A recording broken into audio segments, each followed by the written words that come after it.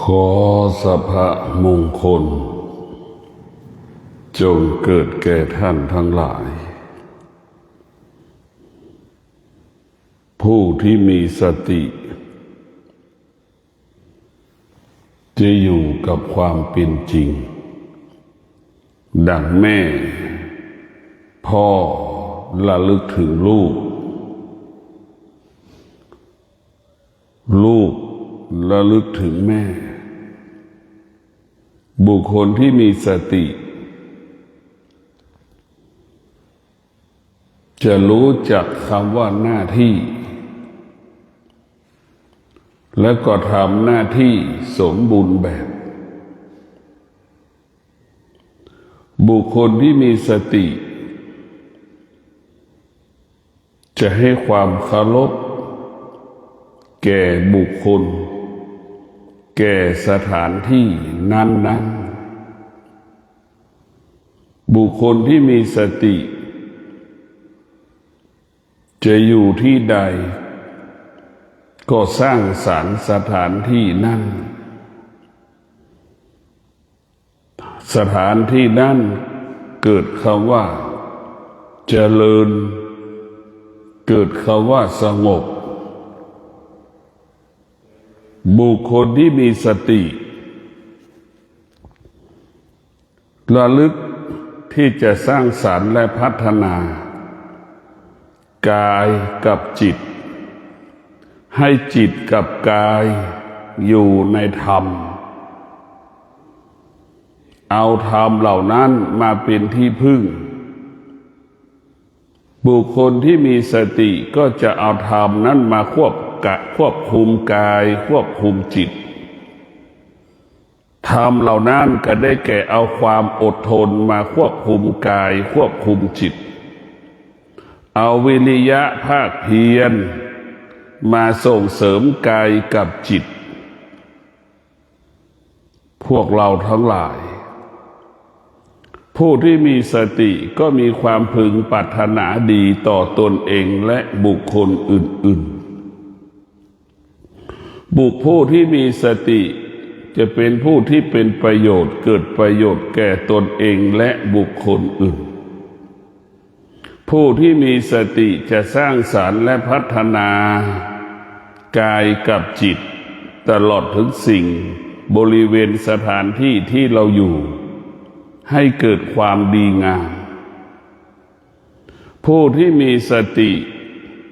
จะสำรวมกายวาจาใจสงบรู้นิ่งรู้ตลอดกาลเวลาเมื่อท่านทั้งหลายผู้ที่มีสติจะเอาธรรมมาเป็นหลักกำกับกำหนดควบคุมกายวาจาใจประกอบไปด้วยศีลสมาธิปัญญากายวาจาใจพึ่งพาอาศัยความอดทนวิริยะภาคเพียรในการบำเพ็ญเพียรภาวนาในการปฏิบัติหน้าที่ในการประกอบอาชีพเพื่อให้เกิดคำว่าสำเร็จท่านทั้งหลายสติมันจึงมีบทบาทต่อการพัฒนากายกับจิตสติเปรียบเสมือนคนที่จูงงัวจิตเราก็เหมือนงัวเพราะจิตเราเป็นผู้ไม่รู้มันก็เหมือนงัวแต่พวกเราทั้งหลายสติเปรียบเสมือนคนที่จูงงัวจิตเปรียบเสมือนงัวที่มันไม่ได้ฝึกหรืองัวที่เราปล่อยไปมันไม่มีสติมันก็อยู่กลางทุ่งนาไปเลื่อยเปื่อย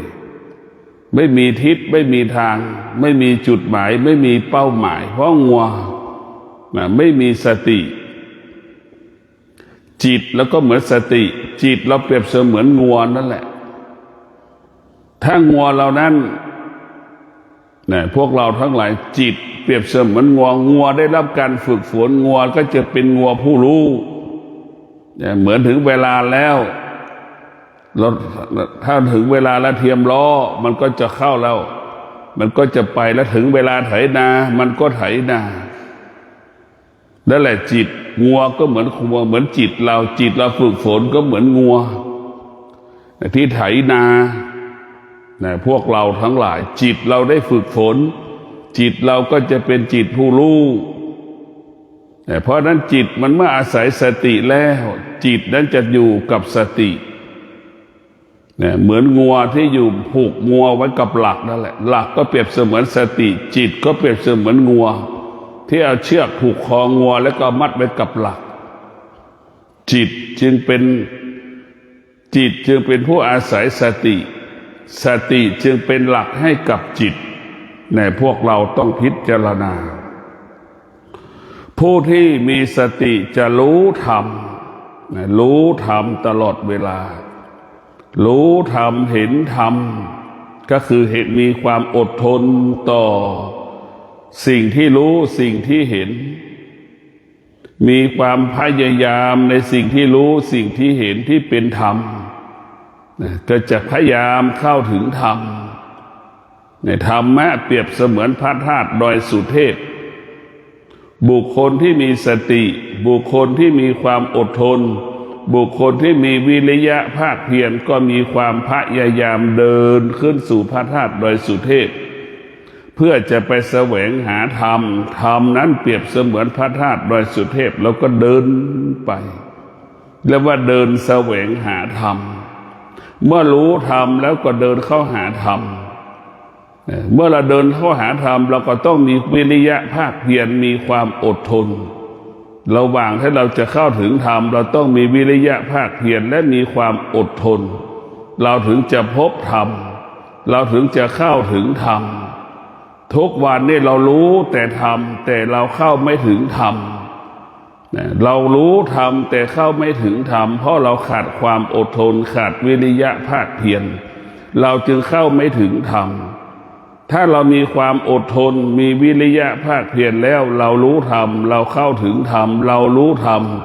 เราจะได้บรรลุธรรมเพราะเรามีความอดทนเพราะเรามีวิริยะภาคเพียรนี่เป็นตัวสนับสนุนส่งเสริมให้เรานั้นได้เข้าถึง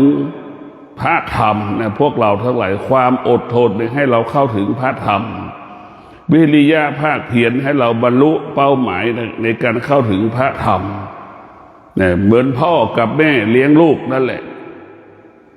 ถ้าแม่รู้แต่จะไปหาเงินแต่แม่ขาดความอดทนแม่ก็ไม่มีเงินมาเลี้ยงลูก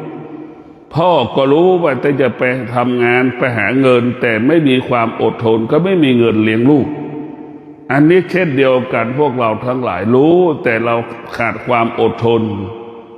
รู้ขาดวิริยะภาคเพียรเราก็ไม่บรรลุเป้าหมายนี่แหละธรรมเราเกิดมาเรามีธรรมเราอาศัยธรรมธรรมะของพระพุทธเจ้านั้นเป็นสิ่งที่ประเสริฐเราจะกำจัดธรรมเราจะกำจัดสิ่งที่เป็นอธรรมออกไปจากกายจากจิตมาขี้เกียจอย่างเงี้ยธรรมะก็คือสติให้เรากำจัดความขี้เกียจออกไปจากกายของเราออกไปจากจิตของเราแต่พวกเราต้องมีสติแบบนี้กำจัดความอยากขจัดความขี้เกียจขจัดความขี้ค้านออกไปจากกายจากจิตในพวกบุคคลที่มีสติจะไม่ตามใจตัวเองบุคคลที่มีสติจะไม่ตอบสนองความรู้สึกของตนเองเนี่ยพวกเราทั้งหลายขี้เกียจไม่มีจะไม่ตอบสนองมาขี้เกียจจะไม่เกิดนี่แหละคือเราจะไม่ตอบสนองสุขเกิดเราก็ไม่ตอบสนองมันทุกข์เกิดเราก็ไม่ตอบสนองมันนี่แหละคือเรามีสติบุคคลที่มีสติจะไม่ตอบสนองสิ่งที่เรารู้พวกเราทั้งหลายเรารู้เราจะไม่ตอบสนองสิ่งที่เรารู้เพราะสิ่งที่เรารู้มันไม่ใช่ธรรมเราจะไม่ใช่ธรรมเราจะมีสติรู้ต้อนรับธรรมมีสติรู้ที่จะอดทนควบคุมความอยากที่มันเกิดขึ้นเห็นไหมมีสติรู้อยู่เหนือความอยากเอาความอดทนไปควบคุมเอาวิริยะภาคเพียรไปควบคุมในพวกเราทั้งหลาย บุคคลที่มีสตินั้นก็มีความสำคัญต่อการมีชีวิตอยู่นะบุคคลที่มีสตินั้นมีความสำคัญต่อการมีชีวิตอยู่บนโลกใบนี้ในพวกเราทั้งหลายต้องพิจารณา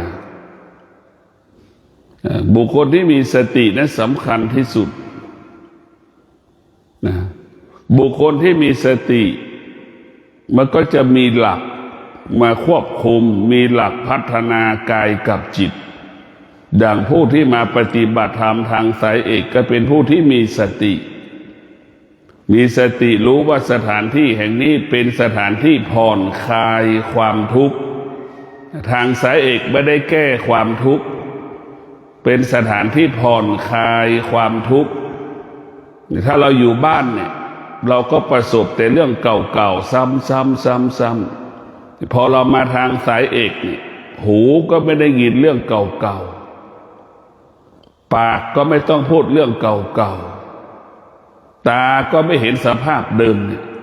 นี่เรามาทางสายเอกคือมาเปลี่ยนแปลงการรับรู้สึกเรียกว่าการเปลี่ยนแปลงหูก็ได้ยินเสียงธรรมะตั้งแต่เช้า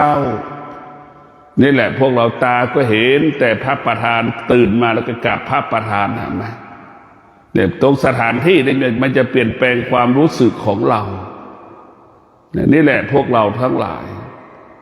เราอยู่บ้านเราตามใจตัวเองเราอยู่วัดเราไม่สามารถตามใจตัวเองได้เนี่ยเราอยู่วัดเรามีสติตื่นตั้งแต่ตี 3:30นี่แหละเราไม่สามารถตามใจตัวเองแต่ถ้าเป็นชาวบ้านเราตื่น6 โมงใช่ไหมเนี่ยมันต่างกันเลยเรามีสตินี่แหละคือการมีสตินี่แหละคือการได้กับได้มาวัดก็ได้ธรรมะตอนที่เรามีสติไม่ตามใจตัวเองนี่แหละเราจะไปนั่งหลับตาว่าธรรมะมันจะเกิดจากการหลับตานะมันยังไม่ใช่ถึงมันจะใช่แค่อีกระดับหนึ่งเบื้องต้นธรรมะเบื้องต้นคือการไม่ตามใจตัวเองนี่แหละมีระเบียบมีวินัยนี่แหละคือธรรมะเนี่ยเราอยู่บ้านเราตามใจตัวเอง6 โมงเราตื่นเนี่ยแต่พอมาทางสายเอกเราตื่นตี 3:30เห็นไหมอันนี้แหละคือธรรมะสติเราก็รู้เนี่ยเราฝืนความรู้สึกมันไม่ตื่นเราก็บังคับให้มันตื่นมาแล้วตามันก็สัมผัสกับพระประธานตื่นมาแล้วมันก็มีสำรวมกายวาจาใจที่จะกราบพระประธานนี่แหละคือธรรมะมีสติและมีสติสวดมนต์เอากายทำความดีด้วยกายเห็นไหมกายก็คือเราเอากราบพระนั่งสมาธิเดินจงกรมทำความดีด้วยใจและลึกถึงคำสอนพระพุทธเจ้าทำความดีด้วยวาจาโดยการวาจาเอาปากสวดมนต์นี่แหละทำดีด้วยวาจาคือเอาปากสวดมนต์แต่ที่เราสวดมนต์ทุกวันนี่แหละคือสิ่งที่ประเสริฐที่สุดทั้งหลายผู้ที่มีสติพวกเราทั้งหลายผู้ที่มีสตินั่นจะเป็นผู้ที่กายสะอาดใจสะอาดวาจาสะอาดเนี่ย3 ตัวนี้สำคัญที่สุดสติก็เหมือนผ้าเช็ดตัวน่ะเช็ดน้ำให้มันที่ติดตัวแล้วให้มันแห้งเห็นไหมพวกเราทั้งหลายนั่นคือธรรมะของพระพุทธเจ้าสติก็เหมือนผ้าเช็ดตัวสติก็เปรียบเสมือนสบู่ที่เราถูตัวเราให้คราบให้มันเปื้อนหลุดไปนั่นแหละคือสติในพวกเราทั้งหลายสติมันมีอิทธิพลต่อกายกับจิตเราจะต้องพิจารณาสติเปรียบเสมือนยาสีฟันที่แปรงฟันถ้าไม่แปรงฟันปากมันก็เหม็นเห็นไหมนั่นแหละพวกเราทั้งหลายสติจะทำให้กายวาจาใจเราสะอาดบริสุทธิ์เราไม่เปื้อนถึงมันจะเปื้อนเบาบางลงพวกเราต้องมีสติพิจารณาชีวิตของเราเมื่อเรามีสติมันจะตั้งมั่นอยู่ในคุณของธรรมะคือมีความอดทนเราจะตั้งมั่นอยู่ในความอดทนเวลาโมโหก็จะอดทนเวลาไม่พอใจก็อดทนสิ่งใดที่ไม่ใช่ธรรมมันก็รู้แล้วมันก็อยู่เหนือสิ่งที่เรารู้นี่แหละคือธรรมะมันเป็นสิ่งที่ประเสริฐที่สุดคือสติ มันจะรู้แล้วว่านี่คือร้อนของร้อนสติก็จะไม่อยู่ใกล้ของร้อนเช่นไฟมันร้อนเนี่ยผู้ที่มีสติก็จะไม่อยู่ใกล้ไฟเพราะรู้ว่าไฟมันร้อนผู้ที่มีสติจะไม่ทำสิ่งที่เป็นอกุศลนะจะทำแต่สิ่งที่เป็นกุศลทั้งสิ้นจะไม่อยู่กับสิ่งที่เป็นอธรรมผู้ที่มีสติผู้ที่มีสตินั้นจะอยู่กับธรรมตลอดเวลาธรรมนั้นตลอดเวลาเพราะฉะนั้นพวกเราทั้งหลายธรรมะภาคปฏิบัติธรรมะภาคปฏิบัตินั้นก็มีแนวคิดอีกอย่างหนึ่งนี่มีแนวคิดคนละอย่าง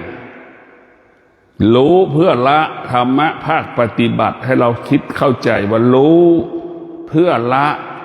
เช่นเรามาปฏิบัติธรรมเรารู้ว่ามันทุกข์เนี่ยเราก็ละความทุกข์เสียความทุกข์ถ้ามันเป็นไฟเราจะไปจับมันทำไมความทุกข์มันเป็นไฟเราจะไปอยู่ใกล้มันทำไมเราก็ละเนี่ยมันทุกข์ที่ไหนมันทุกข์ที่จิตมันทุกข์ที่กายเราก็ไม่เอาจิตไปผูกกับมันไม่เอากายไปผูกกับมันก็ไม่มีอะไรสักอย่างเนี่ยพวกเราทั้งหลายต้องพิจารณาผู้ที่มีสตินั้นจะออกจากทุกข์ได้ง่ายเนี่ยออกจากทุกข์ได้ง่ายเห็นทุกข์ได้ง่ายจึงแก้ทุกข์ได้ง่ายเพราะผู้ที่มีสติเนี่ยจึงเป็นรู้ความจริงเนี่ยเช่นผู้ที่มีสติก็จะรู้เรื่องว่าร่างกายของเรานี่มันไม่เที่ยงมันจะเข้าใจเช่นนี้ว่าร่างกายของเรามันไม่เที่ยงเราก็ลำดับเด็กแรกทารกแรกเกิดเป็นอย่างไรเด็กทารกแรกเกิดมาแล้วได้8 เดือนเป็นลักษณะแบบไหนได้ลักษณะขวบ2 เดือนเป็นลักษณะแบบไหนเนี่ยเราดูเรื่อยๆเรื่อยๆนั่นแหละคือการเปลี่ยนแปลงนั่นแหละคือทารกในชีวิตเราเกิดการเปลี่ยนแปลงจนเติบใหญ่เป็นเด็กชายเด็กหญิงเป็นหนุ่มเป็นสาวจนเป็นพ่อเป็นแม่แล้วก็ดูมาเรื่อยๆจนผมมันดำจนผมมันกลายเป็นผมขาว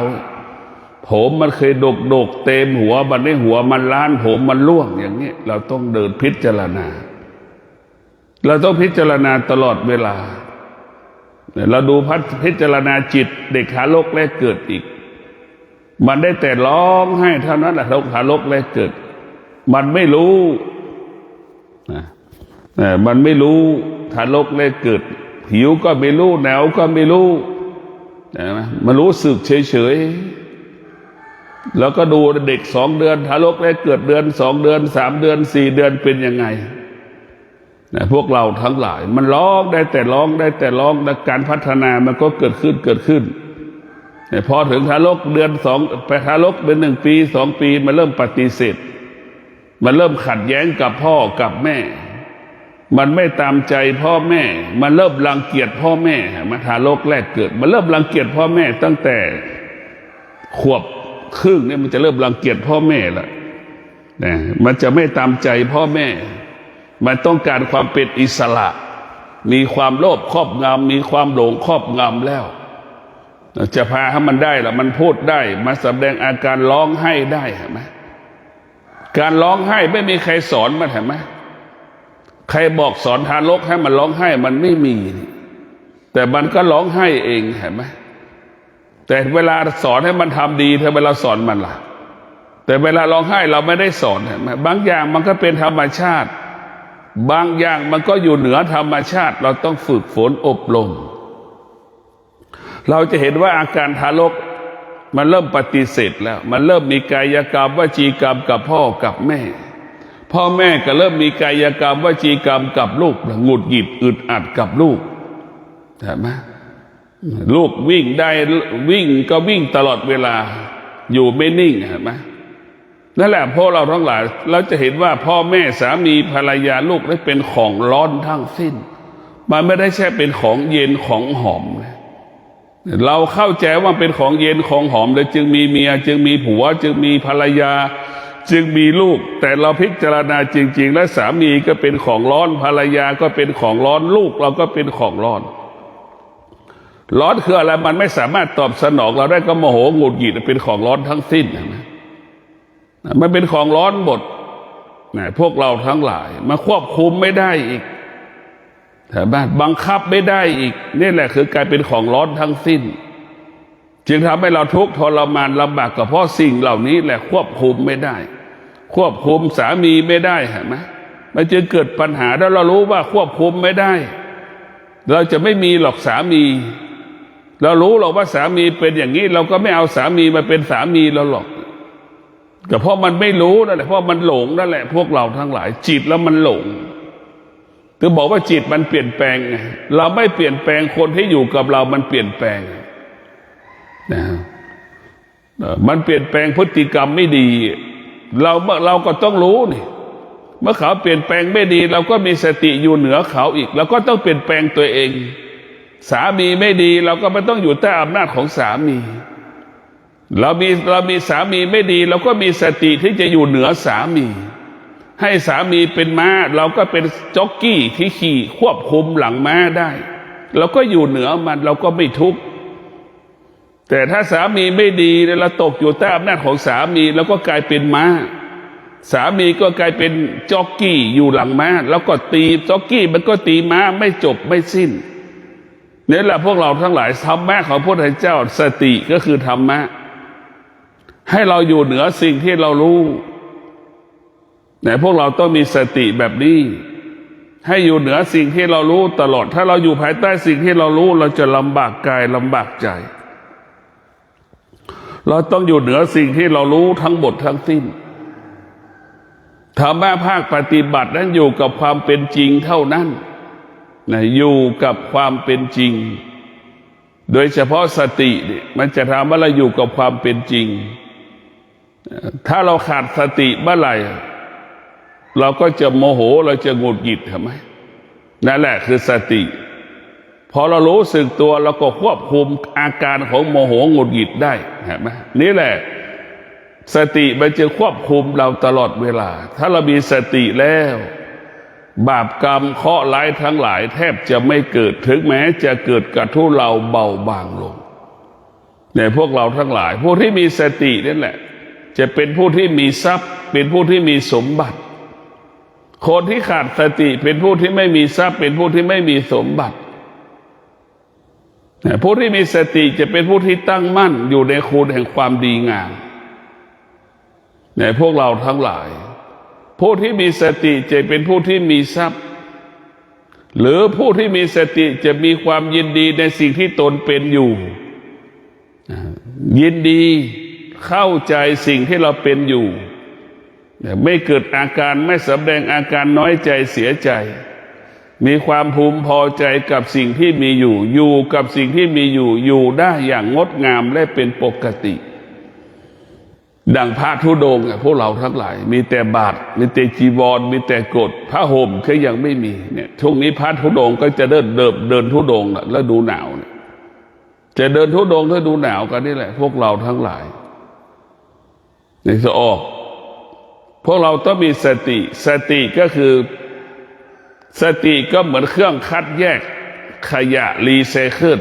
เครื่องรีไซเคิลนั่นแหละพวกเราแยกผลไม้ลูกโตลูกเล็กเห็นไหม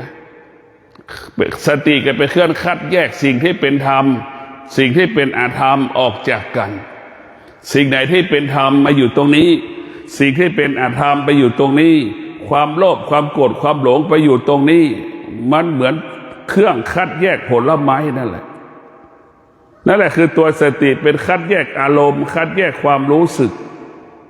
สติเปรียบเสมือนเครื่องคัดแยกผลไม้ลูกโตมันก็ไปตรงนี้ลูกกลางก็ไปตรงนี้ลูกรองไปตรงนี้มันมี5เกรดเนี่ยมันก็จะต้องเลือก5เกรดมีลูกเล็ก5อย่างลักษณะเนี่ยมันก็จะคัดเลือก5อย่างมันจะไปตามรูของมันลูกพวกเราทั้งหลายลูกเล็กมันก็จะลงก่อนลูกโตมันก็จะลงทีหลังอย่างนี้แต่พวกเราทั้งหลายต้องพิจารณาสติเป็นเครื่องคัดแยกอารมณ์ความรู้สึกของมนุษย์ เครื่องคัดแยกความโลภความโกรธความหลงของมนุษย์ความอยากได้อยากมีของมนุษย์สติมันจะเป็นเครื่องคัดแยกเหมือนเครื่องรีไซเคิลเหมือนเครื่องคัดแยกผลไม้ลูกโตลูกเล็กเล็กโตขนาดกลางโตขนาดโตอย่างเล็กเนี่ยพวกเราทั้งหลายจะมีโตหลายขนาดจนที่สุดเราก็ได้คัดแยกได้ในหลายๆไซส์นั่นแหละพวกเราทั้งหลายสติเราก็เช่นเดียวกันเราต้องเครื่องคัดแยกอารมณ์ความรู้สึกกำจัดอารมณ์ความรู้สึกสติก็เปรียบเสมือนสารส้มนะพวกเราทั้งหลายจิตเราก็เหมือนน้ำที่มันขุ่นๆเราเอาสารส้มไปแกว่งในน้ำเนี่ยขี้ตะกอนมันก็จะตก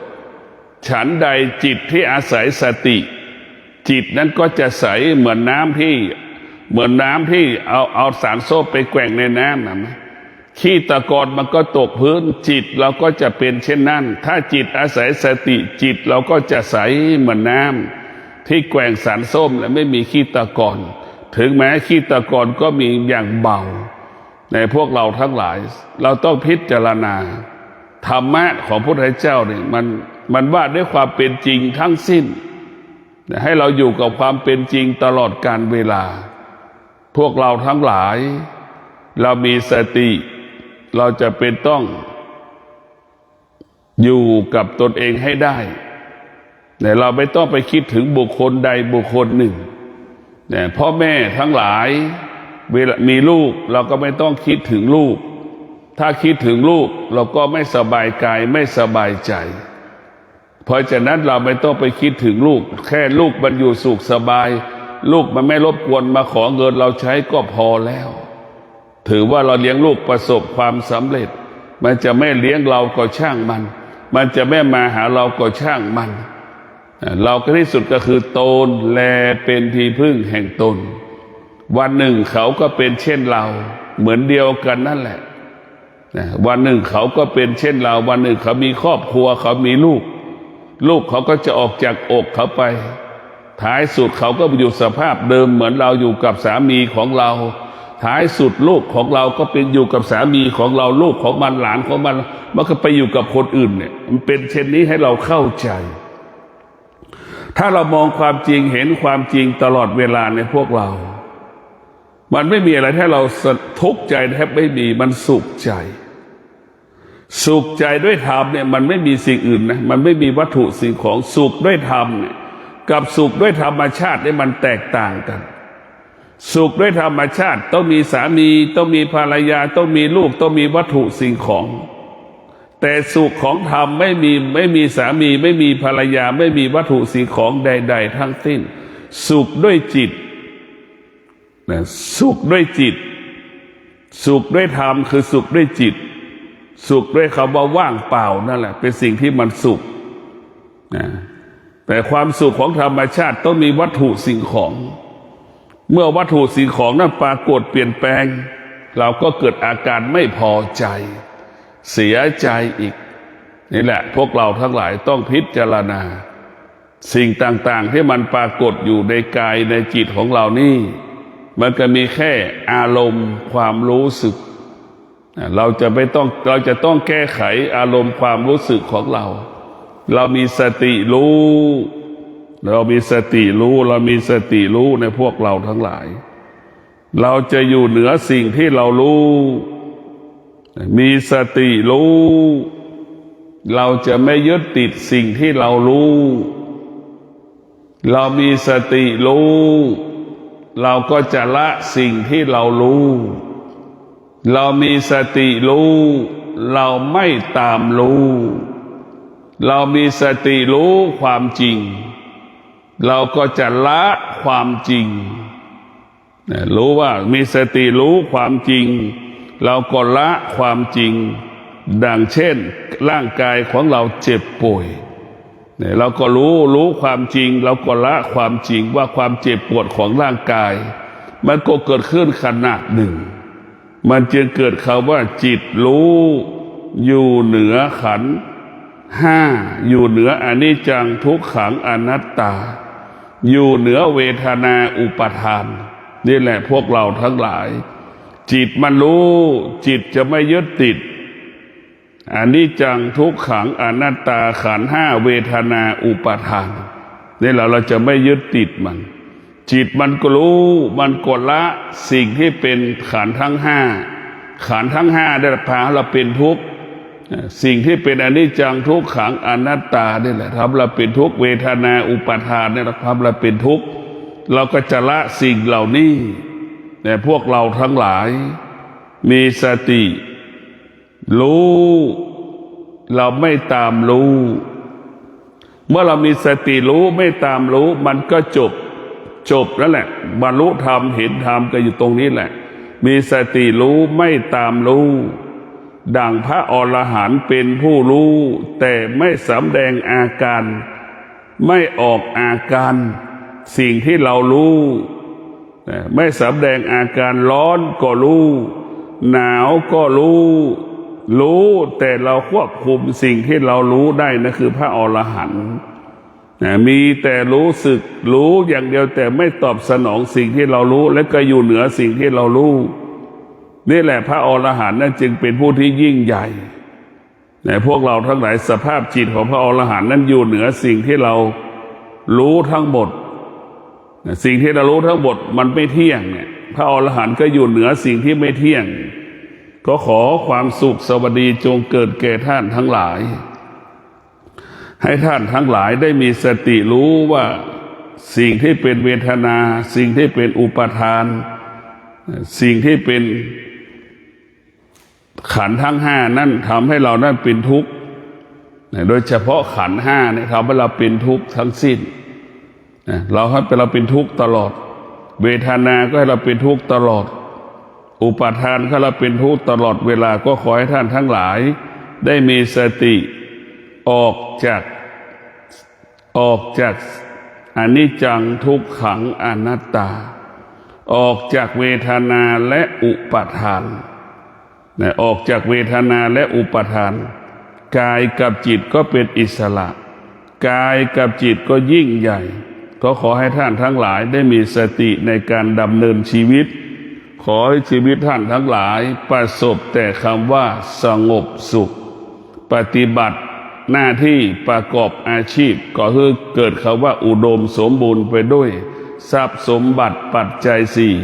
เจริญรุ่งเรืองงอกงามก้าวหน้าในอาชีพหน้าที่การงานยิ่งขึ้นไปขอเจริญพร